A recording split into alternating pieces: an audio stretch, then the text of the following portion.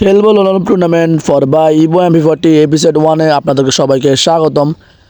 তো আজকে আমার জীবনে প্রথম আমি লোনাল টুর্নামেন্ট খেলতে যাচ্ছি, আর এখানে কি কি হবে ভাই আমি নিজেও এক্সপেক্ট করতে পারতেছি না। যেহেতু এখানে 1v1 ফাইট হবে, তাই এখানে যে কোনো কিছু হতে পারে, তাই একটু স্কিপ না করে ফুল ভিডিও ওয়াচ করুন। আর হ্যাঁ, লোনাল টুর্নামেন্ট কীভাবে খেলবেন তা আমরা ম্যাচের লাস্টে বলবো। তো বেশি কথা না বলে ডিরেক্ট ম্যাচ চলে যাওয়া যাক।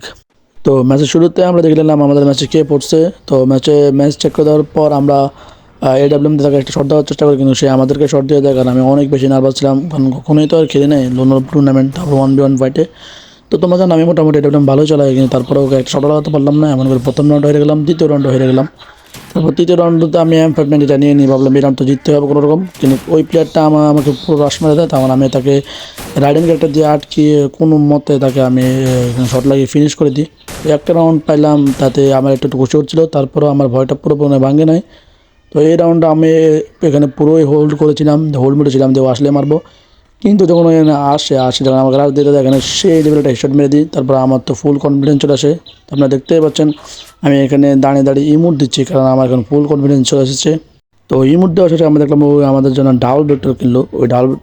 ডাবল ভেক্টর দিয়ে আমি তাকে এখানে রাইট হ্যান্ড দিয়ে আটকে রেখেছি, যদি রাইট হ্যান্ডটা ছাড়ছিলাম দেখে ও আটকে গেছে। তারপর আমি ওকে পুরো রাশ দিয়ে দিই, তারপর আমি তাকে আরেকটা রাইট হ্যান্ড মারি, আরেকটা রাইট হ্যান্ড আটকে এখানে পুরো আটকে যায়। তারপর আমি তাকে ডাবল ভেক্টর পুরো তাকে চুলে পুরো ঢুকিয়ে দিই। তো সেকেন্ড রাউন্ড আমাদের কাছে ডাবল ভেক্টর ছিল, কিন্তু এবার দেখি ওই নিজে রাশ দিয়ে দিছে। তো আমি এখানে রাইট হ্যান্ড দিয়ে আমি পুরোনো স্ট্র্যাটেজিটা ফলো করতেছিলাম, রাইট হ্যান্ড দিয়ে ওকে মারবো।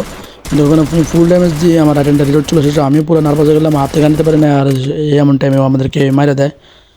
তো এখানে 3-3 স্কোর, যেহেতু 3-3 স্কোর আমি পুরো ভয় এবার M1087 আর ট্রগনটা নিয়ে নিই। তো দেখতে আমাকে ফুল ড্যামেজ দিয়ে দিয়েছে, তাই আমি এখানে বসে প্যাক করে হিলটা করতেছিলাম।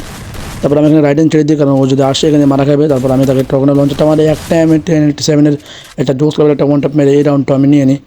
তো এইবার হয়ে গেলো আমাদের 4-3। তো আমি এখানে ইমোটও দিচ্ছিলাম ওকে, যেন ও রেগে যায়, যেন একটা ভুল করে।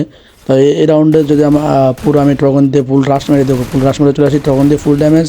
আর এখানে M1087 যদি শর্ট দিতে পারি তাহলে ওই মারা যাবে। তো আমি এখন হোল্ড করছিলাম, যদি আমাদের শট লাগাই তাহলে আমিও তো মারা যাবো। তারপর ওকে আমি কোনো রকমে একটা শট লাগাই, তারপর আমি ম্যাচটা ভুঁয়ে করে নিই। তো চলে আসলাম আমরা সেকেন্ড ম্যাচে। তো ফার্স্ট ম্যাচ জেতার কারণে আমাদের মনে অনেকটাই কনফিডেন্স ছিল।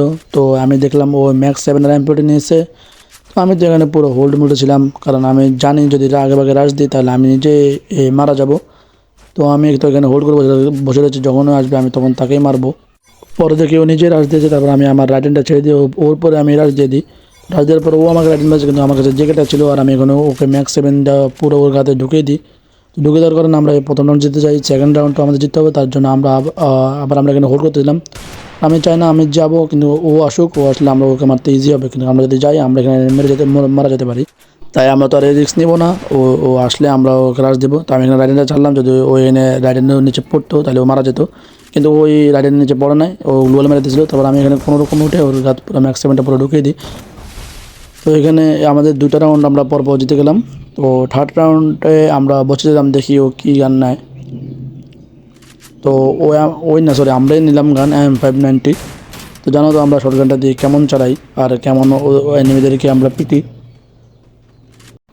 তারপরে দেখি ও নিজেরা রাশ মেরে দেয়, আর আমাদেরকে একটা ফ্লাশ ফ্রিজ মেরে আমাদের যে ক্যারেক্টারটা ওই অফ করে দিল। সরি, যে ক্যারেক্টার না, জোসেফ ক্যারেক্টারটা। আর আমি এখান থেকে তাকে একটা জোস লেভেল একটা ওয়ান ট্যাপ মেরে দিই। আমরা এই রাউন্ডটা আমরা জিতে নিই। তোমাদের জানো তো আমি M590 কিং। তারপর আমরা এখানে আবার একটু মুভমেন্ট করছিলাম, দেখি ও আসে কিনা। আমি এখানে বারবার ফায়ার দিচ্ছিলাম, জানি ও আসে আমাদের এখানে। তো তাই হলো আবার আমাদের কাছে রাশ দিয়ে দিল।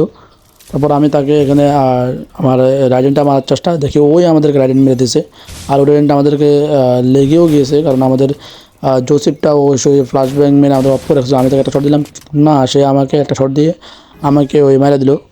তারপর পরের রাউন্ডে দেখি ওই M10 নিয়েছে। তো আমি M10 যেহেতু নিয়েছে, তাই আমি M10 যেহেতু ভালো চলতে পারি না, তাই আমি আগেই এখানে হোল্ড করতেছিলাম যেভাবে আসে। তো আমি এখানে রাইডেনটা মেরে দিলাম। ওর রাইডেনটা আমার গায়ে লাগলো না, কারণ আমার কাছে জোসেফ ছিল। জোসেফ ফুল চার্জ ছিল, ওই জন্য আমি বেঁচে গেলাম। তারপর আমার রাইডেনটা মনে লাগলো না, তাই আমি M10 দিয়ে ওকে রাশ দিয়ে দিলাম ফুল। এখানে কোনো রকমে আমি রাউন্ডটা পুরো জিতে নিলাম। তো পরের রাউন্ডে আমাদের যেহেতু M10 ছিল, আমি এখানে আবার রাইডেনটা আমার চেষ্টা করতেছিলাম, যেন ওই আসে রাইডেন নিচে পড়ে মারাটা যায়। তো দেখছিলাম ওই রাইডেন মারছে, কিন্তু আমাদের সাইডে চলে গেছে। তো আমরা তাকে একটু প্লাস ব্যাং মেরে তাকে একটু উল্টা পাল্টার দিকে নেওয়ার চেষ্টা করতেছিলাম। তো ওই যেহেতু এনে রাশ দেবে না, তা আমরা এনে হোল্ড করতেছিলাম, যদি ওই আসলে আমরা ওকেই মারবো। আমরা এখানে রাজ দিলাম না, তারপরে দেখো ওই সত্যি সত্যি রাজ দিয়ে দিয়েছে তাকে। আমি ড্যামেজের চেষ্টা এখানে ফুল ড্যামেজ প্লাস ওই আমাকে ফুল ড্যামেজ দিয়ে দেয়, তাই আমি এখানে এখানে হিল করব। যখন আমি এখানে হিল করতে বসি তো তারপর দেখি তার পেটের যে সিম্বলটা ওটা উঠতেছিল, যে ও হিল করতেছিল। তারপর আমি তার সামনে আমি রাজ দিয়ে দিলাম, আর এখানে আমি রাজেনটা দিয়ে আটকে ওকে কোনো রকমের ম্যাচটা জিতে নিলাম। তো এবার বলি তোমরা টুর্নামেন্ট কীভাবে খেলবা। তো টুর্নামেন্ট খেলার জন্য তো আমার ডিসক্রিপশন বক্সের লিঙ্ক থেকে তোমরা দুইটা গ্রুপে লিঙ্ক দেওয়া আছে। ওখানে একটা আছে যে তোমার বিআর স্কোয়াড টুর্নামেন্টের, আর একটা লিঙ্ক হলো যে তোমার লোনরুপ টুর্নামেন্টের। তো তুমি যদি স্কোয়াড খেলতে চাও তাহলে তুমি স্কোয়াডের লিঙ্কে ঢুকবা, আর যদি তুমি লোনরুপ করতে চাও তাহলে লোনরুপের লিঙ্কে ঢুকবা।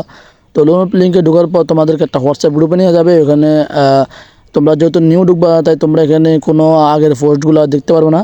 তারপর তোমরা সিম্পলি এখানে মেম্বারে যাবা, মেম্বারে যে দুজন অ্যাডমিন আছে এই দুজন অ্যাডমিনে যে কোনো একজনকে মেসেজ দিবা, তারপর তোমরা ওখান থেকে তাদের থেকে স্লটগুলো নিতে পারবা। তো স্লটের এন্ট্রি ফি হলো তোমার 30 টাকা, আর তুমি উইন হলে পাবা 50 টাকা। আর তুমি বাংলাদেশের যে কোনো জায়গায় টুর্নামেন্ট লোনরুপ টুর্নামেন্ট খেলো না কেন, এখানে এন্ট্রি ফি জমা তোমার 50 টাকা, আর উইনিং দেয় তোমার 25 টাকা, মানে মোট তোমাদেরকে দেবে 75 টাকা। কিন্তু এখানে তুমি এন্ট্রি ফি করতে পারবা তোমার 30 টাকা দিয়ে, জিতলে পাবা 50 টাকা, তার মানে তোমার 20 টাকা প্রফিট। তো এটা গ্রুপটা কিন্তু আমাদের নিজেরাই, আমরা চাইলে কিন্তু একটা অ্যাপ বানাতে পারি, কিন্তু যদি অ্যাপ বানাই তাহলে এত মেম্বার কই পাবো। তাই প্রথম আমরা হোয়াটসঅ্যাপ গ্রুপ দিয়ে টেস্ট করতেছি, যদি এখানে আমরা ভালো রেসপন্স পাই তাহলে এখান থেকে তোমরা প্রতিদিন তোমরা লোন টুর্নামেন্ট খেলতে পারবা। সামনে হয়তো আমাদের অ্যাপসও আসতে পারে। আর হ্যাঁ, এতক্ষণ যে তোমরা যে 2 ম্যাচ খেলা দেখছো এটা কিন্তু আমরা এই গ্রুপ থেকেই খেলছি, এটা কিন্তু কোনো স্ক্রিপ্টেড না এটাই। আর তোমরা যদি এখানে স্লট নাও তাহলে তোমরা তোমরা এমন হচ্ছে আমার বিপক্ষে আসতে পারো, কারণ আমি নিজে এখান থেকে খেলি প্রফিটের জন্য। তো দেখা হচ্ছে অন্য কোনো ভিডিওতে, ততক্ষণ পর্যন্ত ভালো থাকবেন, সুস্থ থাকবেন। আল্লাহ হাফেজ।